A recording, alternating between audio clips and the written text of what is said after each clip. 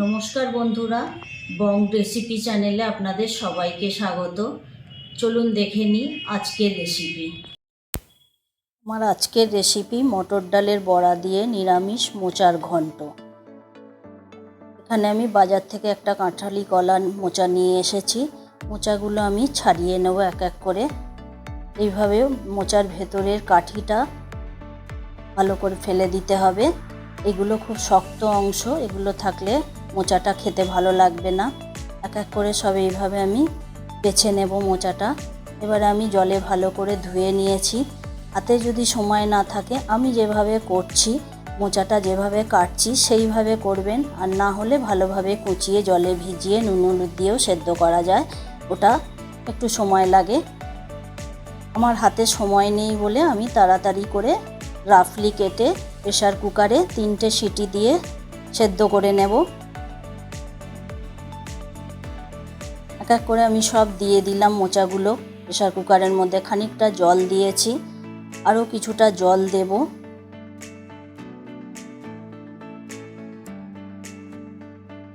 এবার আমি পরিমাণ মতো নুন দিলাম,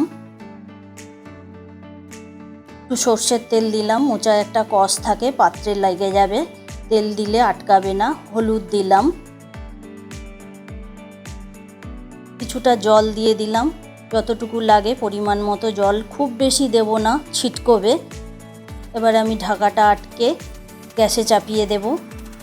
এখানে আগের দিন রাতে আমি মটর ডাল ভিজিয়ে রেখেছিলাম, ছোলাটাও ভিজিয়ে রেখেছিলাম।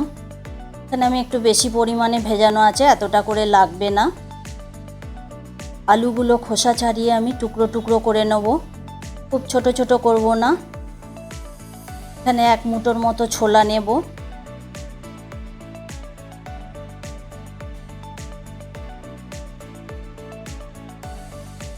এবার আমি মটর ডালটা বেটে নেব।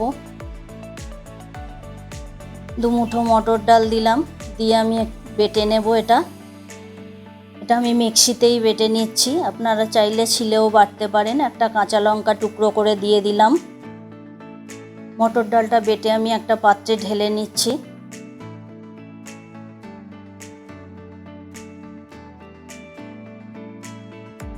পরিমাণ মতো নুন দিলাম বড়ার জন্য, সামান্য একটু হলুদ দিলাম, একটু কালো জিরে দিলাম। এবারে আমি ভালোভাবে হাত দিয়ে ফেটিয়ে নেব। বড়াগুলো সফট হবে ফেটিয়ে নিলে। আগে থেকে কড়াইতে তেল দিয়ে গরম করে নিয়েছি। এবার আমি মিডিয়াম ফ্লেমে ছোট ছোট আকারে বড়াগুলো গড়ে নেব।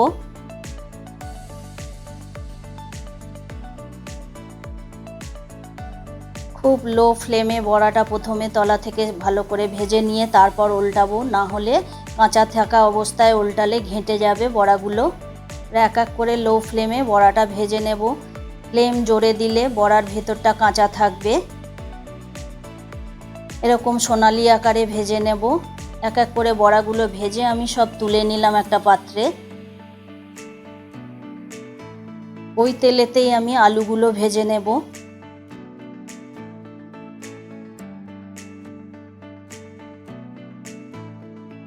আলুগুলো ভালো করে নাড়াচাড়া করে আমি ভেজে নেব লালচে করে। একটু হলুদ দিলাম আলুতে, আন্দাজ অনুযায়ী লবণ দিলাম। ভালোভাবে ভাজা করে নেব আলুগুলো।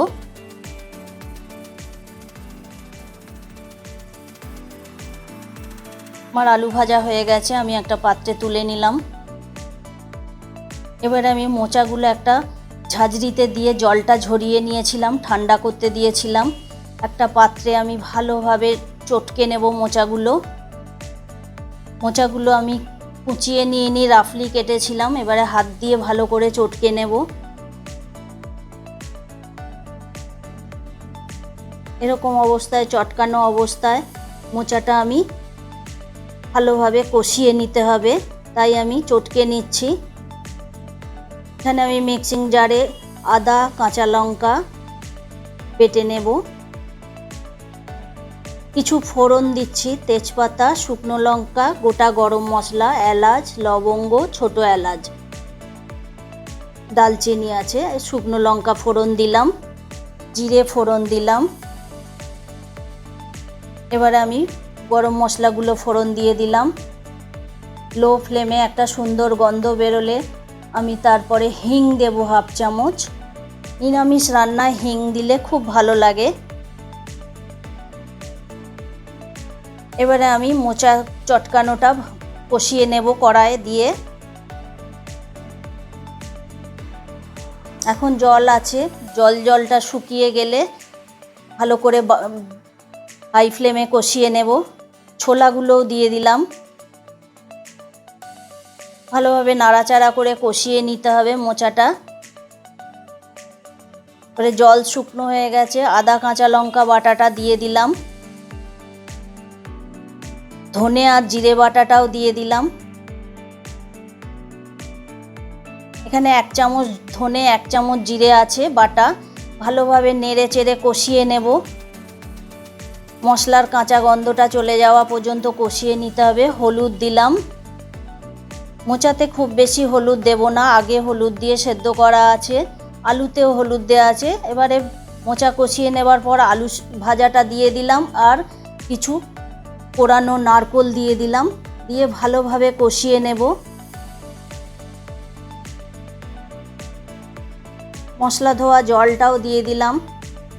এবারে কষিয়ে নিয়ে আমি বড়াটা দিয়ে দিলাম। আলুটা যখন প্রায় সেদ্ধ হয়ে যাবে তখন বড়াটা দিতে হবে, কারণ বড়া খুব বেশি আগে দিলে গলে যাবে। এবারে আমি গরম জল দিয়ে দিলাম প্রয়োজন মতো, আর প্রয়োজন মতো নুন দিলাম। নুনটা একটু ভেবে দিতে হবে, সবেতেই একটু দেয়া আছে। চিনি দিলাম।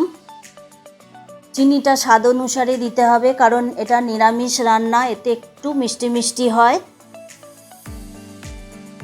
এটা রুটি পরোটা সবের সঙ্গেই ভালো লাগে। ভাতের সাথে খেলে মিষ্টিটা একটু সামান্য কম দিতে পারেন। মোচা খুব একটা ঝাল হয় না। ভালোভাবে নাড়াচাড়া করে কষিয়ে নিয়ে রান্না আমার কমপ্লিট। এবারে নামানোর আগে আমি গরম মশলা দিলাম, হোমমেড গরম মশলা। এখানে এলাচ, দারচিনি আর লবঙ্গ দিয়ে আমি গুঁড়ো করে নিয়েছি মিক্সিতে। আপনারা চাইলে শিলে বাটা দিতে পারেন। দরাজ হাতে ঘিটা দেবেন, ঘিটা দিলে মোচার স্বাদটা দ্বিগুণ বাড়িয়ে দেবে। আমি ঘিটা খুব পরিমাণে বেশি দিয়েছি। আমার তৈরি মোচা আমি একটা সার্ভিং বাউলে ঢেলে নিলাম। এবারে গরম গরম পরিবেশন করবেন। ভাত, রুটি, পরোটা সবের সঙ্গে এটা যায়। যদি আমার আজকের রেসিপিটা আপনাদের ভালো লাগে, লাইক, কমেন্ট, শেয়ার করতে ভুলবেন না। অবশ্যই সাবস্ক্রাইব করবেন। ধন্যবাদ।